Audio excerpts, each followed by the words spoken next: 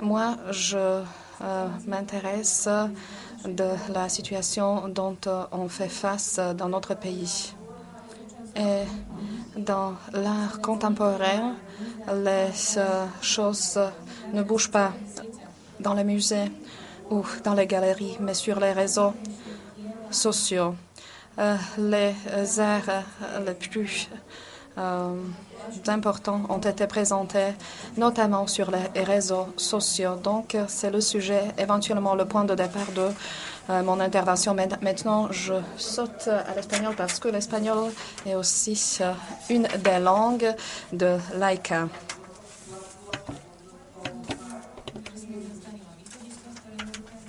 Je vous ai présenté donc le point de départ de mon intervention. Je suis à parler l'espagnol, mais maintenant je suis un espagnol.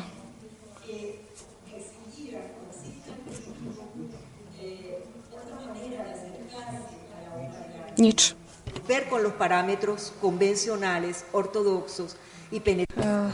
Il y avait quelques petits soucis techniques, excusez-nous, et maintenant on suit les nouvelles chemins pour l'interprétation. Pour les trouver, il faut prendre en considération la façon comment ce cube blanc, cette forme de la critique n'a pas eu de succès. Je ne vais pas lire tout cela parce que vous connaissez bien mon intervention. Vous connaissez bien les textes de Paul Baudelaire quand il nous a dit depuis 1940 comment la notion de l'art a changé, a été modifiée. Il a dû déjà à l'époque savoir ou étendre ces modifications des bases qui ont complètement changé ce grand monde de beauté, ainsi que les modifications splendides qui ont influencé notre opinion, notre point de vue sur l'art, comme l'électricité ou la canalisation et les autres aspects nouveaux sont venus dans notre vie. De la même façon, nous sommes influencés aussi par cet art. Je ne sais pas si jusqu'à maison, jusqu'à notre domicile, nous pouvons transférer les œuvres comme Paul Valéry l'a défini. Il ne s'agit que des nouvelles modes pour l'expression des commissionnaires et des artistes à l'époque, ainsi que la possibilité d'entrer en ligne dans ce système où les œuvres circulent, d'où le nouveau modèle dont on sort. Nous sommes obligés de l'incorporer dans notre discours critique. Je ne vais pas parler trop en détail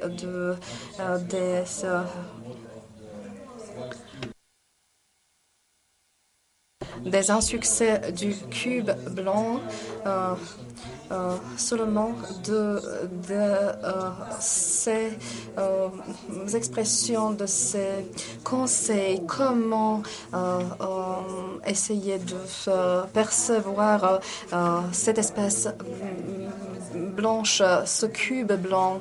Nous, on n'a pas été capable de réagir de façon vite à toutes ces modifications parce que l'art se trouve partout, aux alentours, dans nos environs. Vous le voyez dans la rue, dans les espaces en ligne, partout. Et tout cela est lié avec le processus de matérialisation de l'objet d'art. Le cube blanc est devenu l'espace hégémone, borné dans une cage aseptique, dans quelque chose qui est très rigide, très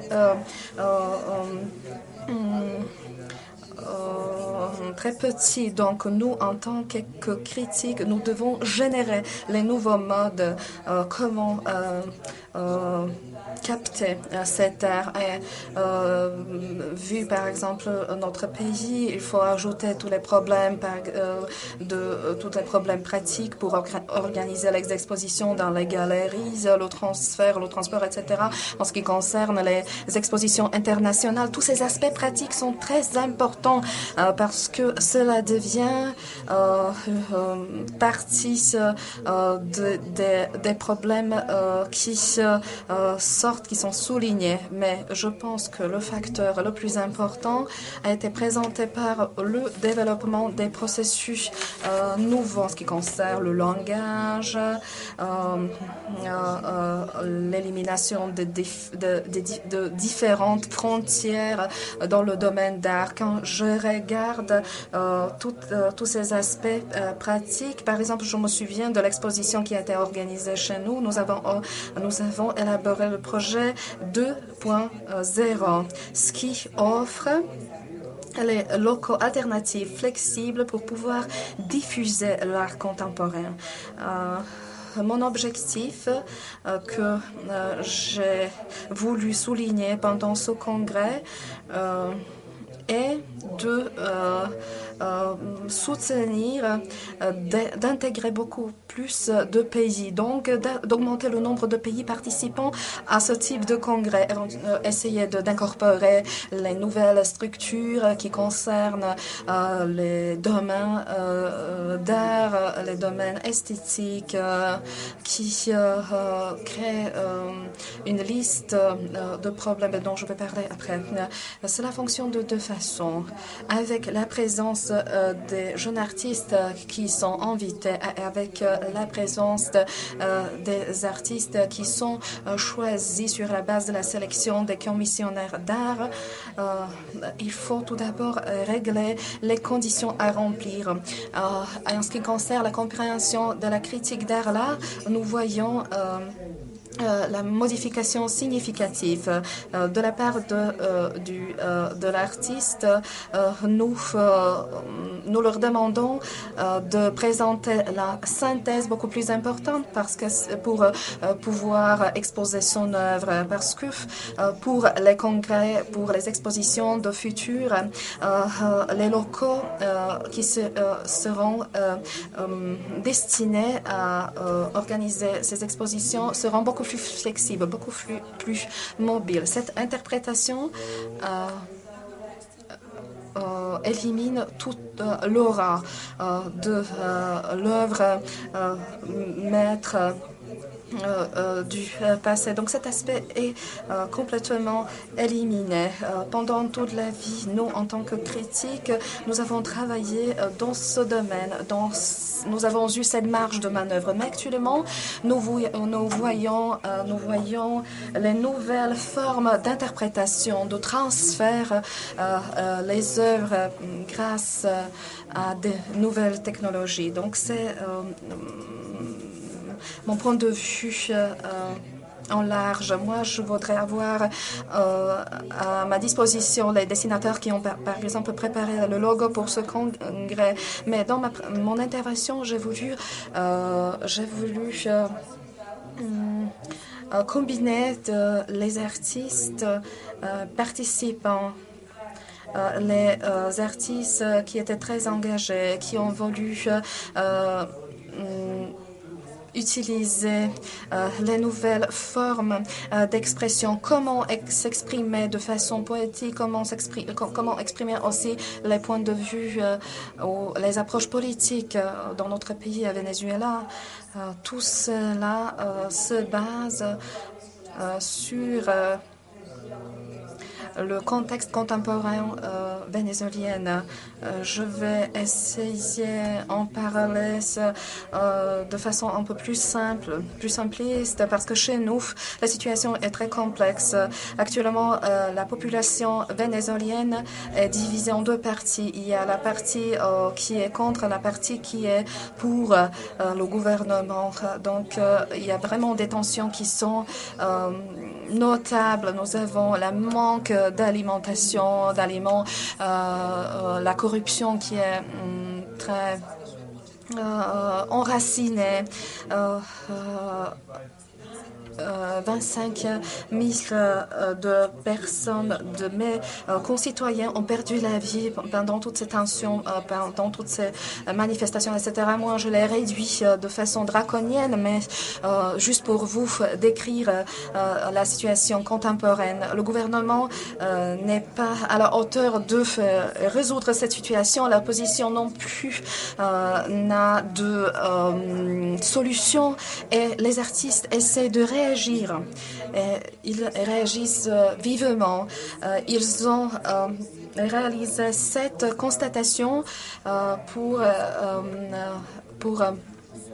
réagir à la situation qui règne actuellement en Venezuela. Après, il y a les processus d'interaction avec le cœur, etc. Tous ces artistes qui sont tous ces artistes qui y sont mentionnés ont exposé ces œuvres, mais pas dans les galeries ou dans les musées, mais par le biais de l'Internet. Vous voyez par exemple Guillermo Jaworski qui, en tant qu'un artiste représentant ce domaine est aussi cité. Puis vous avez un autre point, les processus politiques et sociaux qui couvrent trois artistes que vous voyez sur le transparent. Ce qui concerne le premier chapitre qui parle de l'obsession de moi-même, finalement il s'agit du lieu qui couvre le domaine des journaux intimes. Donc, il s'agit des textes de la vie quotidienne, ainsi que les obsessions de créer mon propre image dans le temps de la crise. Blanca Haddad, qui présente l'une des artistes les plus connues au Venezuela, elle essaie de connecter l'image et le texte dans les blocs. Elle expose ces idées, elle les combine avec les œuvres, les petites images, etc. Il y a des jours quand elle le fait de façon séparée. Donc, elle essaie de créer, de constituer le voyage de son ego. Moi, j'ai choisi trois textes. Le premier texte s'appelle « La cage ».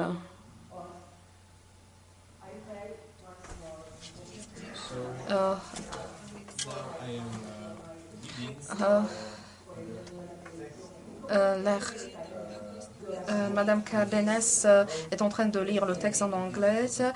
Il s'agit finalement d'une prière dans ce texte de Blanca Haddad. Bien sûr que ce sont les lignes. Ce ne sont pas les mêmes lignes quand vous dessinez ou quand vous écrivez ou faites les lignes. Il s'agit finalement du travail qui est très difficile. Par exemple, elle dit « Moi, j'ai rêvé que j'étais encore le fœtus, mais déjà à l'époque, je t'aimais, etc. » Ici, vous voyez un autre poème qui s'appelle « Seis Mirables ». C'est un poème qui est vraiment splendide. Vous allez le trouver après dans les textes. Ici, vous avez le poème qui s'appelle Le larme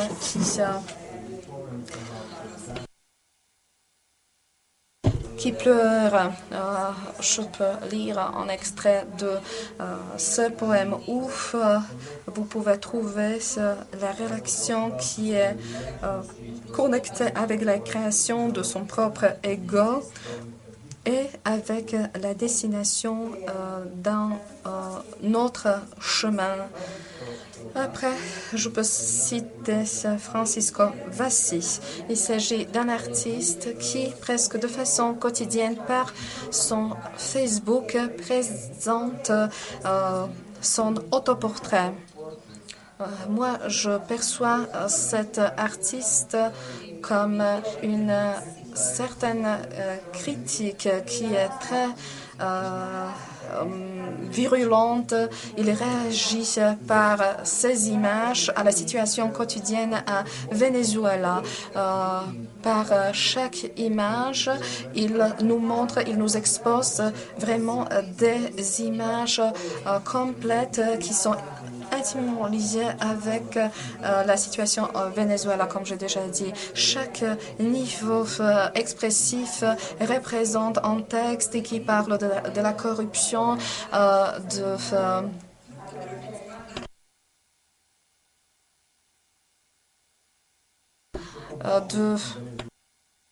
de la violence, etc. C'est très important parce qu'il arrive à démystifier les différents propos qui sont connus aussi par l'Ouest. Ici, vous voyez notre premier ministre, puis la leader de l'opposition principale. Donc, finalement, il démystifie les différentes personnes, les différents représentants de la vie politique, en y parlant de la violence, en y démystifiant leur pouvoir, etc.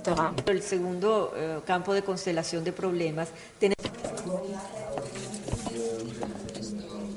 Et il faut aussi se souvenir toujours de l'identité, de l'histoire. Et on parle de plusieurs procès historiques, de l'identité culturelle de notre histoire. Tout ce qui a été montré à travers les mythes, à travers les stéréotypes, à travers les images en général. Donc, comme vous voyez, il s'agit d'une visualisation de l'imaginaire, des réseaux de l'imagination pour édifier la mémoire. Et ici, on a encore deux artistes, Alexandre Apostol, un artiste très célèbre chez nous, qui a présenté ses travaux aussi à l'étranger, d'une façon traditionnelle. Mais nous connaissons très bien son manifeste. Il est sur les réseaux sociaux et il arrive à détruire aussi les mythes culturels qui forment l'identité nationale. Toute la série s'appelle Ensayando la postura nacional en espagnol. Et il fait des expositions avec plusieurs images pour démonter la typologie esthétique dominante. Dans les années passées, au Venezuela, on a eu une dictature du pouvoir très forte au niveau culturel et à l'opposition, il y avait surtout Sereno Baena, un peintre, qui a exposé les stéréotypes culturels. Et ces stéréotypes, aujourd'hui, sont encore en vogue. Donc, Alexander, cet artiste, il reproduit ces modèles des stéréotypes dans plusieurs contextes. Je dois aller assez vite parce que j'ai beaucoup de choses à dire et à vous montrer. Voilà. On parlera maintenant de Alberto Asprilla, un artiste qui utilise la mémoire, mais d'une autre façon, à travers les traces. Et au Venezuela, on a eu 16 fois, on a eu les élections et toujours la même personne a gagné aux élections. C'est pour ça qu'ils parlent de traces. Ils essayent de recueillir tous les petits morceaux de papier voilà, les listes pour les élections, pour la votation, et puis ils les élaborent d'une façon artistique. Donc il veut savoir de quelle manière l'artiste se connecte, se relie avec le public, avec ceux qui observent, les observateurs. Il se concentre sur le mot silence. Et il choisit tout le temps des mots où la deuxième lettre est le E, la lettre E. Il fait comme des mots croisés. Voilà, il le fait aussi sur son corps avec cette interprétation. Et il est arrivé petit à petit au mot parole, palabras en espagnol. Et aussi, il y a le rapport avec la nature, avec la façon de laquelle la nature entre dans les procès urbains de la ville. Et comme les artistes intègrent la nature ou le paysage dans leur visualisation quotidienne. González, c'est une série aussi de son atelier et il publie à travers des archives plusieurs images qui jouent avec la lumière. Par exemple, le matin, à l'aube, quand il y a et puis aussi le coucher de soleil, le soir. Voilà, c'est des paysages qu'il représente du point de vue de son œil. Et puis il y a aussi des fragments qui décrivent la ville, décrivent la conception de la ville d'une façon abstracte. Il le fait à travers des fragments de l'imagination. Donc vous voyez ici des villes comme Caracas, Milan, Berlin, etc.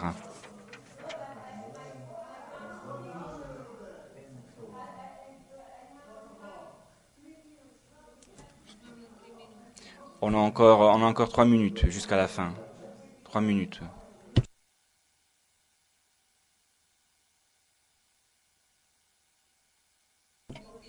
Je suis venu d'un pays si loin, alors permettez-moi encore 3 minutes.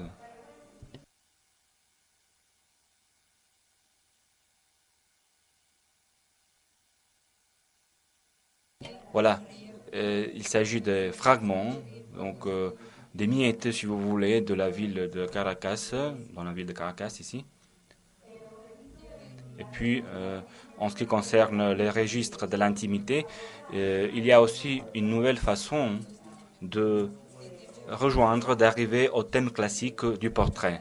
Ici, vous avez Guillermo Raborski, un autre artiste, qui présente, qui utilise la caméra comme un cadre ou comme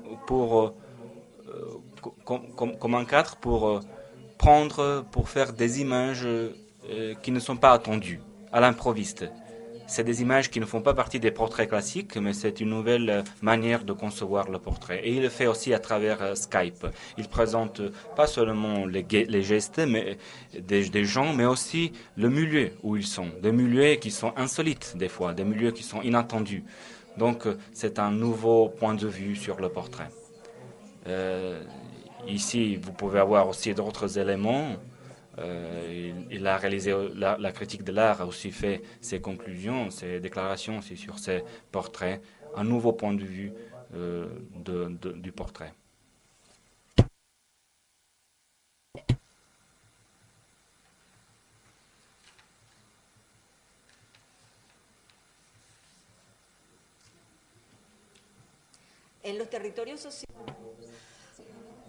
Dans le domaine social, nous avons aussi des aspects très intéressants. Par exemple, Gallardo, c'est une femme artiste qui définit les procès d'un nouveau type d'image. Toujours à travers les conflits sociaux, la lutte pour survivre. Et cet artiste travaille d'une façon très particulière parce qu'elle veut pénétrer à travers les questions visuelles et elle veut aussi montrer le Venezuela à travers une trilogie qui s'appelle la salle de bain. Et il s'agit d'une nouvelle réalité au Venezuela avec 3 milieux où les conditions sont très très dures. Et cette artiste le montre comme un centre balnéaire. Dans un côté, on a le Guaire, le fleuve qui passe à travers Caracas, et elle parle de ce qui nous dérange surtout à Caracas, c'est l'eau noire de ce fleuve, l'eau polluée de ce fleuve. Et elle le change d'une façon très amusante. Et elle définit tout ça comme un centre balnéaire. Voilà, vous avez des images de gens qui habitent à côté du fleuve. Et voici, c'est des portraits comme dans un centre balnéaire.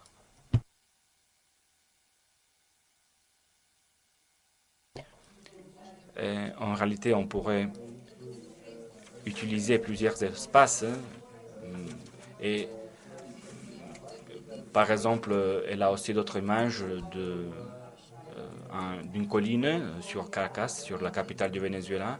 Aujourd'hui, c'est un lieu abandonné, pas entretenu. Et cet artiste propose de nouvelles façons d'utiliser l'espace. Vous voyez ici un autre centre balnéaire qui a été abandonné. Ici, il y avait un centre où il y avait des prisons. L'île de Marguerite, l'île Marguerite à Caracas est une île où il y avait les prisons à une époque. Et aujourd'hui, cet artiste a changé ce lieu aussi comme un centre balnéaire. Ce lieu a été changé effectivement dans un centre balnéaire où avec des piscines où les détenus peuvent aller aussi les utiliser. Donc on a des contrastes sur ces images dans les piscines. Elles ne pouvaient pas trop faire des photographies des détenus, c'était interdit. Mais en tout cas, surtout pendant le week-end, elle est allée faire des photographies de ces piscines pour les détenus. Et ici, voilà, c'est une autre photo, pas de cet artiste, toujours des prisons du Venezuela. Il y a eu une compétition Miss Venezuela, mais pour les détenus. Donc c'est un contraste très choquant, si on veut. Et Amada, cet artiste, a aussi voulu reconstruire critiquement ce milieu. Et là encore, on a quelque chose sur les rapports, sur l'interaction dans les procès politiques. De quelle façon, donc, les problèmes politiques influencent la formation d'une image. Quantoro, un autre artiste,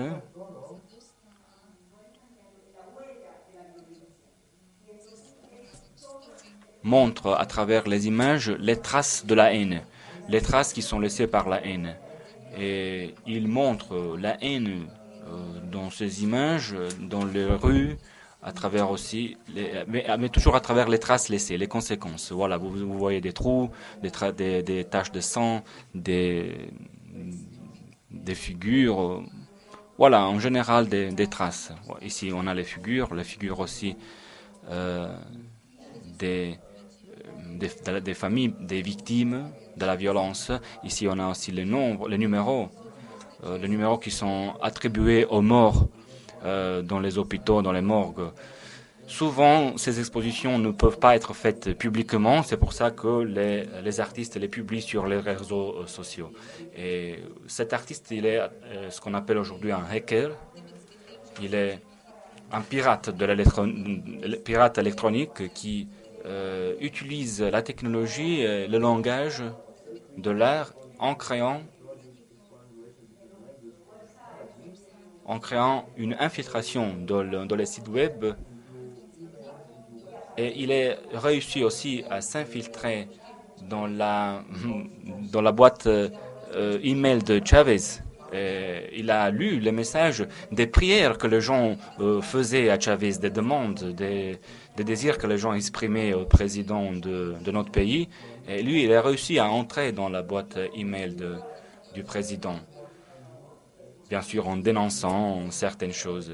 Mais il y a aussi des messages de la part de gens qui étaient à faveur, de la part de gens qui étaient contre le gouvernement. Dans un message, on écrit aussi merci frère Chavez. Il y a aussi des gens qui donnent des conseils à Chavez. Et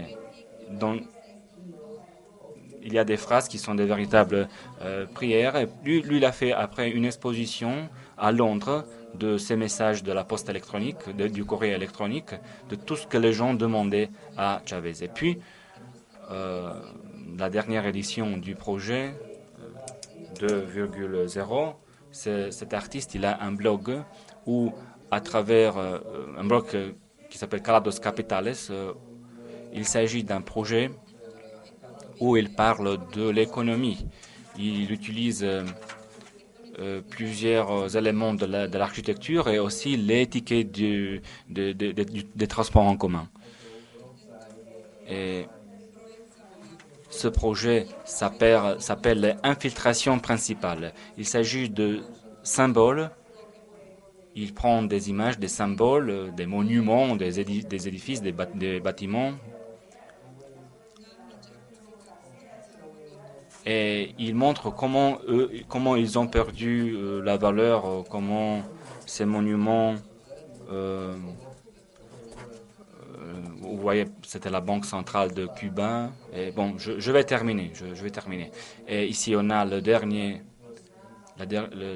œuvre, il y a peu longtemps en Pologne. Il a fait ces œuvres, toujours avec les tickets des bus, des trams, mais il a inventé un nouveau modèle. Et à travers ces modèles dont je viens de parler, on montre vraiment l'histoire peut-être d'un autre point de vue, à travers aussi les conflits qui existent dans les différents pays. Et on peut créer des nouveaux qui soient efficaces. Parce que nous ne devons pas seulement critiquer, mais aussi proposer des ponts entre les pays pour les intégrer. Donc, nous devrions mettre dans ce projet plusieurs pays. Nous, les pays de l'AICA, nous devrions faire des comparaisons pour arrondir nos rapports. Merci beaucoup pour votre attention. Maria, merci beaucoup. Merci beaucoup de votre attention. C'était très intéressant. Mais je voudrais remercier Maria Cardenas de cette nouvelle typologie de l'art. Peut-être que c'est une nouvelle forme de l'art comme l'art pour les réseaux sociaux ou l'art 2.0.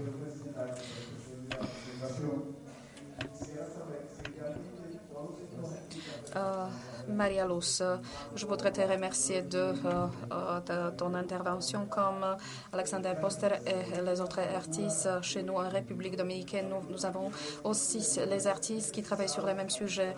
Mais le problème, c'est la censure. Depuis 20 ans, pas mal d'artistes ont dû quitter le territoire de la République dominicaine pour pouvoir exposer ces œuvres. Et finalement, la seule place pour exposer ces œuvres, c'est sur les réseaux. Oui, il y a deux aspects. Je ne peux pas parler d'une censure explicite, mais Juan Toro, par exemple, n'a pu organiser qu'une seule exposition, mais par les œuvres alternatives Carrido. Et ce type d'œuvres, il a dû les exposer d'une autre façon. Nous, on a connu ces œuvres sur la base par le biais des réseaux sociaux. Seulement après, ces œuvres ont été intégrées dans une exposition. Donc la première place pour exposer, pour présenter ces œuvres, a été représentée par les réseaux sociaux. Alexander, par exemple, a pu quitter le Venezuela pour pouvoir exposer ses œuvres. Il n'avait pas le faire parce qu'il y avait des interdictions institutionnelles, etc. Et la situation sur le marché latino-américain où avant Chavez, vos artistes ont été présents. Est-ce qu'il y avait de la suite? Oui, nos artistes ont pu présenter ces œuvres aussi pendant la période Chavez, mais beaucoup moins. Donc c'est pourquoi on a commencé avec ce projet 2.0 pour intégrer les autres artistes, parce qu'à l'époque Chavez n'était pas possible de façon officielle. Excusez-moi.